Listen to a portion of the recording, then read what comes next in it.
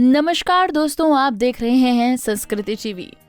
दोस्तों, आप जानते हैं कि प्रार्थना से व्यक्ति इच्छा पूर्ति का प्रयास करता है।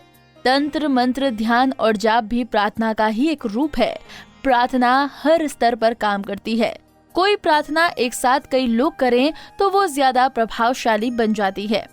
ईश्वर से अपने दिल की बात कहना ही प्रार्थना है। ईश्वर तक पहुंचने के दोस्तों कई रास्ते हैं। इन्हीं रास्तों में से एक है प्रार्थना। कहते हैं कि सच्चे मन और पूरी भक्ति से की गई प्रार्थना जरूर स्वीकार होती है। हर इंसान अपने तरीके से ईश्वर से जुड़ने की कोशिश करता है, पर कुछ ही लोग ईश्वर की अनुभूति कर पाते हैं। ऐसा क्यों है?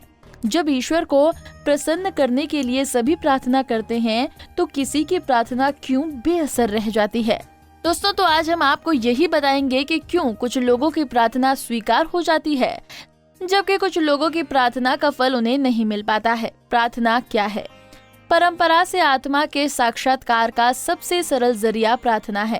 कहते हैं कि जीवन में प्रगति के लिए और विनम्रता का गुण विकसित करने के लिए प्रतिदिन प्रार्थना करनी ही चाहिए।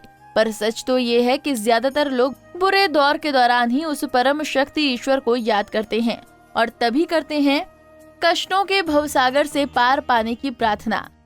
प्रार्थना दरअसल महालाभ पाने का एक साधन नहीं है, बल्कि ये ईश्वरीय शक्तियों के संपर्क में आने का माध्यम है। चलिए दोस्तों, बताते हैं आपको प्रार्थना के नियम। प्रार्थना की शक्ति से निकलने वाली ऊर्जा इंसान की पूरी जिंदगी पर प्रभाव डालता है। तभी तो कहा जाता है कि किसी के अहित को लेकर प्रार्थना नहीं करनी चाहिए। हालांकि कई लोगों को ऐसा लगता है कि वो ईश्वर से प्रार्थना तो खूब करते हैं, पर उनकी प्रार्थनाएं सुनी नहीं जा रही हैं। ऐसे में प्रार्थना की शक्ति पर कई लोग सवाल भी उठाने लगते हैं। दरअसल प्रार्थना की शक्ति हमेशा से ही चमत्कार दिखाती आई है। ऋषि मुनियों के द्वारा प्रलय की स्थिति में भी की गई प्रार्थना पर तो भगवान खुद शमशीर धरती पर आ चले थे। पर यहाँ ऐसा संभव है कि प्रार्थना हर बार अपना असर नहीं दिखा पाती। ऐसे में इसके पीछे कुछ ऐसे कारण होते हैं जिन्हें समझना जरूरी है। किस तरह से की गई प्रार्थना होती है स्वीकार? दोस्तों, सवाल अब ये उठता है कि किस तरह की प्रार्थना स्वीकार होती है। तो चलिए बताते हैं वो नियम जिसके अनुसार की गई प्रार्थना असरदार होती है। सही तरीके से की गई प्रार्थना जीवन में चमत्कारी बदलाव लाती है। प्रार्थना सरल और साफ तरीके से की जानी चाहिए। आसानी से बोली जाने वाली प्रार्थना करनी चाहिए। शांत वातावरण में प्रार्थना करना सबसे बढ़िया होता है। खास तौर में मध्य रात्रि में प्रार्थना जल्दी स्वीकार हो जाती है।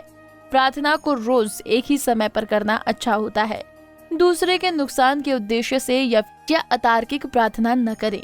दूसरे के लिए प्रार्थना करने से पहले उसके बारे में सोचें, फिर प्रार्थना शुरू करें। पूरी होगी हर मनोकामना। प्रार्थना की शक्ति कब अपना असर दिखाती है और कब इस प्रार्थना को ईश्वर सुनकर उसको पूरा करते हैं, इसके नियम तो आपने सही समय पर समझ लिए हैं।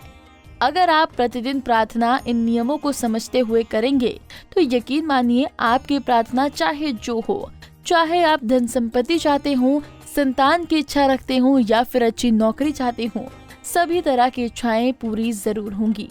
बस याद रखिए कि प्रार्थना अपने लाभ के लिए हो, तार्किक हो और उसमें किसी का अहित न छिपा हो।